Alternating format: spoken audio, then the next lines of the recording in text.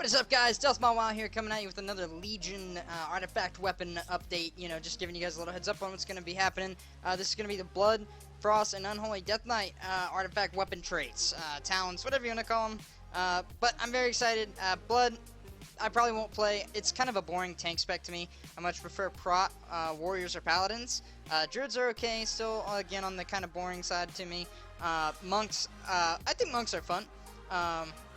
But yeah, so Blood's always been kind of a boring spec to me. But yeah, so let's go ahead and dig right into this. So we're going to be starting here with Consumption. You force Dark Powers into a strike that does 270% of weapon damage, physical damage, and heals you for 100% of all damage taken in the last 12 seconds. And that's a minimum of 14% of max health. That's a 45-second cooldown, and it's instant. So that's definitely not a bad tanking utility there. Like, that's going to be pretty awesome, actually, for tanking.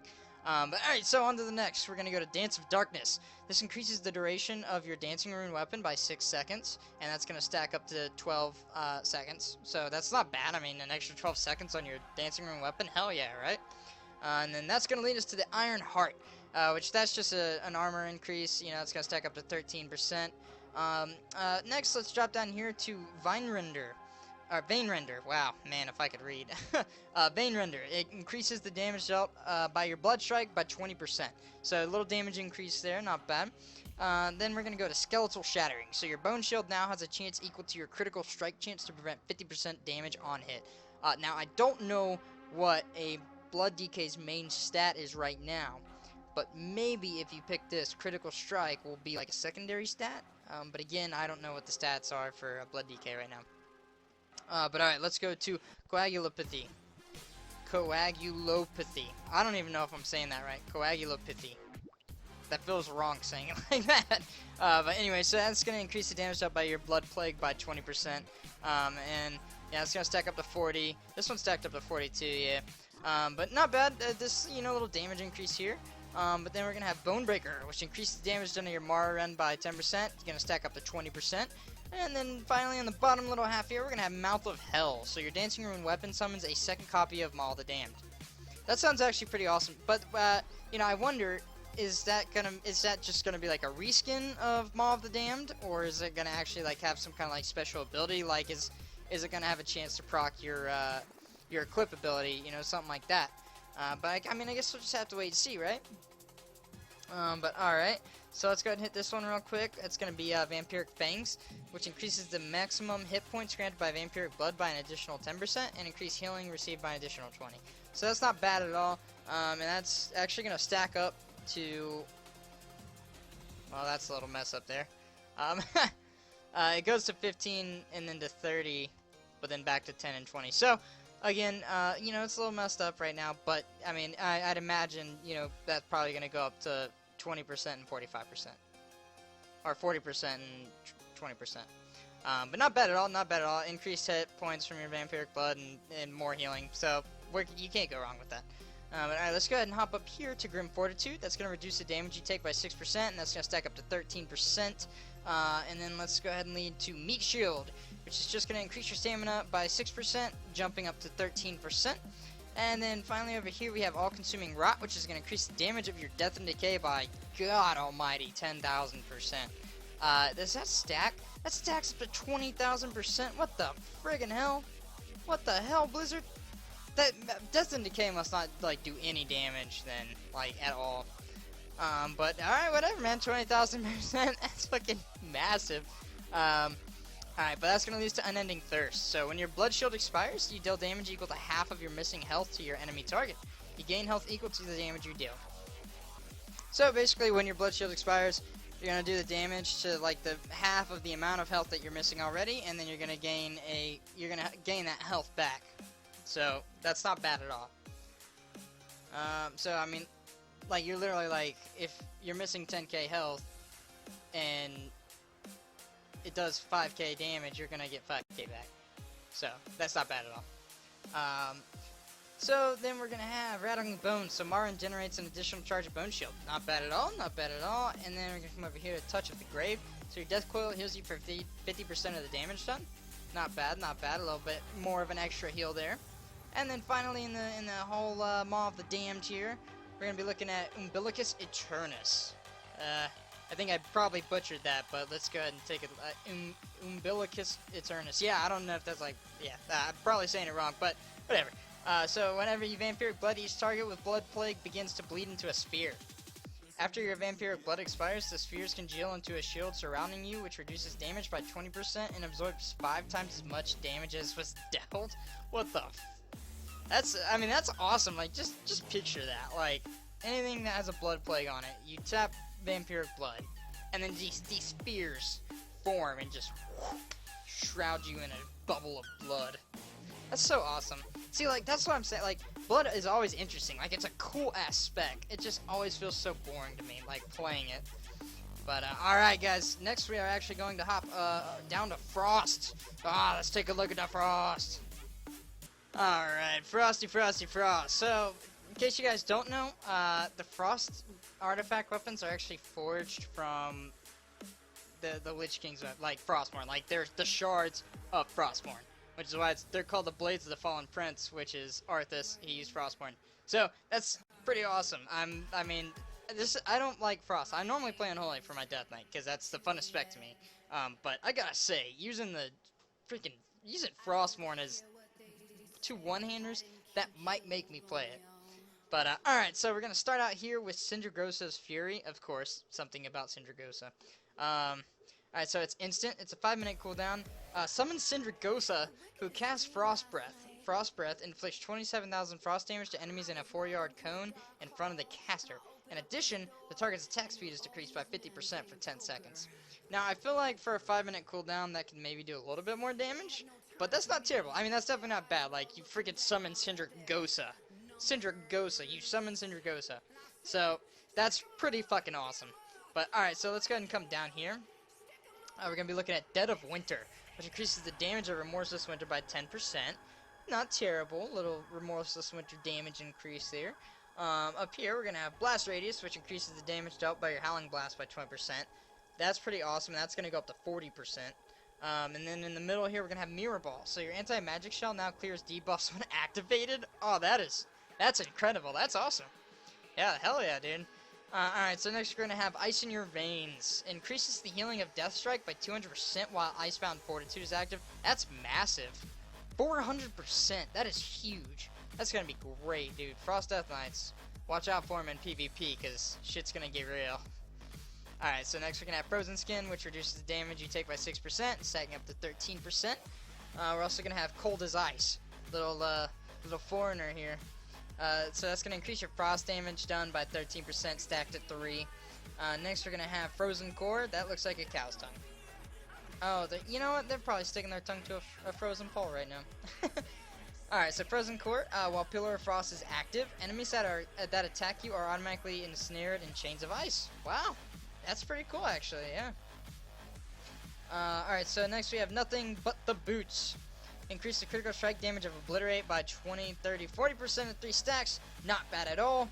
Alright, so next we have Ambidexterity. So that's going to increase offhand damage dealt by Frost Strike and Obliterate by 20%, 30%, 40% at 3 stacks. Not bad at all. That's pretty awesome, actually. I do like that.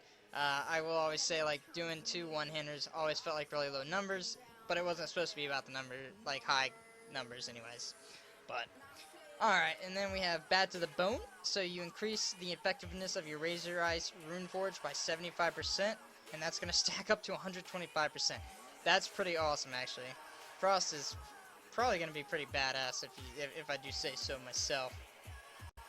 And then the first little one here we're going to look at is Crystalline Swords. So as you attack, icy copies of Icebringer and Frost Reaper begin to float beside you. When you trigger Soul Blade, the icy blades are unleashed and pierce their foe.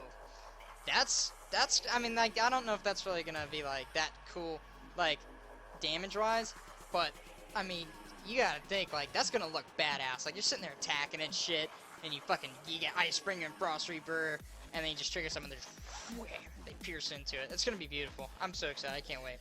But alright, so let's go ahead and jump up to this first one here, or the second one that we're gonna look at. It's gonna be Hypothermia. Every periodic tick of Frost Fever deals 10% more damage. And okay, so that's not okay. Yeah, this is the elite one. Huh? 10% more damage for each tick. That's not bad at all. I mean, I don't really get why that'd be like an elite ability, but... Alright, next we're going to have Chill of the Grave, which increases the range of your Frost Strike by 8 yards. Again, not terrible. And then we're going to have Overpowered. So your Obliterate has a chance to generate 6 more runic power. So that's cool. That's definitely not bad at all. That's actually a pretty good one, and that's actually going to stack up to 13. And then finally we're going to have Frozen Soul. So when Remorseless Winter expires, a burst of frost damage is released. Damage is increased for each enemy hit during Remorseless Winter. See, like, that's awesome. Like, it's not even like the abilities being awesome, it's just picturing like what they're gonna look like, you know, like you're surrounded by Remorseless Winter and then it's just gonna explode and frost is gonna go everywhere and do like damage. Like, I'm so pumped. Like the actual like art for Legion is gonna be incredible. It's gonna look so awesome. But alright, that being said, we are now going to go on to Unholy. So let's go check out my favorite spec of all the Death Knight specs. Alright. So, Unholy, Apocalypse. We are gonna jump right into this. I will say, I'm not a big fan of the skins that they've given us for Apocalypse. I think it looks alright, I just feel like it could have been a little bit better for, like, Unholy, based off of, like, you know, what Unholy is. But, I will say, Unholy still sounds awesome from what I've read in the expansion and all that. So, let's go ahead and jump right into this. We're going to start here with Apocalypse. Go figure. It's a 2-second cast, a 45-second cooldown. You're going to channel the power of Pestilence, dealing 880% of weapon damage, and applying 3 stacks of Festering Wounds. Not bad. 2-second cast, though. I mean, I don't really know if I'd want that. I mean, I guess to open with it. Yeah, that'd be cool. I do like the name, though. Apocalypse! Alright, so we're going to jump up here. So we're going to be looking at Rotten Touch, which increases the improved damage generated by Festering Strike by 75%. That's going to stack up to 125%. So that's pretty badass, if you ask me. Down here, we're going to have Unholy Endurance, which is going to reduce the damage you take from area of effects by 10%, and that's going to stack up to 20%. So a little damage mitigation there. So next, we're going to look at Gravitational Pull. Enemies use Death Grip or Rooted for 4 seconds. That's not bad, I guess. I mean, for peeling for PvP, you know. And then we're going to have Deadliest Coil. So it increases the damage and healing of your Death Coil by 10%, and that's going to stack up to 20%. So that's definitely not bad at all. I know, like, right now as Unholy, that's how you generate your sudden, you know, Doom procs for your Beast to, you know, use Unholy Frenzy and shit like that. Not Unholy Frenzy, Empower Ghoul or whatever the fuck it's called. But yeah, so that'll be good. A little bit increased damage and healing from that. Alright, and then next we're going to be looking at Deadly Durability, which is just going to reduce the damage you take by 6%. It's stacking up to 13% there. Again, just that little bit of damage mitigation coming from you there. And then finally, in this first little one we're going to look at, Flagellation. So Death Coil applies a debuff that increases Scourge Strike damage by 50%. See, that's fucking awesome. Like, that increased damage for your fucking Festering Strike just for Death Coiling? Hell yeah, let's do it. Alright, next we're gonna drop down here, Runic Tattoos. This is gonna increase your maximum runic power by 30 and runic power generation by 20%. And that's actually gonna stack up to 50 runic power and 30 increased generation. Alright, next we're gonna look at Plague Bearer, which is gonna increase the damage of your Virulent Plague by 10%, stacking up to 20%. Not bad, not bad. And then right here we're gonna have Armies of the Damned. So ghouls summoned by Army of the Dead now apply additional effects when using their claw. Okay, that's cool. Maybe they'll apply like a bleed effect or something. We'll see. We'll see how that turns out. Next we're going to be looking at Scourge the Unbeliever. So your Scourge Strike has a 20% chance to refund a rune. See, that's epic. 40% chance. That's almost, you know, you're going to hit 2 times the Scourge Strike and get a free rune. So that's definitely not bad at all. And then down here we're going to have the Darkest Crusade, which is going to increase the effect of your Fallen Crusade by 75%, stacking up to 125%. That is incredibly awesome. I love these traits, man. Very awesome. Next, we're going to be looking at Portal to the Underworld. That just sounds cool. That just sounds cool. Your Army of the Dead ghouls explode when they die. That's so awesome. So awesome. Alright, now next, I left these last 2 here just because these are most I'm excited about. So let's check out this one. So you have Double Doom. So Sudden Doom grants you 2 free Death Coils. What is up? That's what's up. That's what's up. That is what's freaking up, dude. That's hell yeah. That's what's fucking up, man. Two free Death Coils? Yeah, I believe so. Yes. Alright, and then finally, the Shambler. So your attacks have a chance to summon a super zombie that shambles forward and explodes. That's pretty cool. I mean, that, like, if depending on the proc rate and, like, what the internal cooldown's gonna be on that, I think that could actually be pretty worth going for. I think that'll be pretty awesome. But, alright guys, so that's pretty much it. That wraps it up. Blood, Frost, Unholy. I hope you guys enjoyed the video. Next, I'm going to be putting up the actual talent changes for Death Knights. And then after that, I'll probably be looking at rogues. So I'm going to do the rogue artifact weapon traits and the rogue talent changes, which should be pretty cool. I mean, outlaw rogues, come on. They're awesome. They're just awesome. But, alright guys, so I hope you guys enjoyed the video. Give me a thumbs up and a subscribe if you did. More content every day. So, but alright, peace out guys.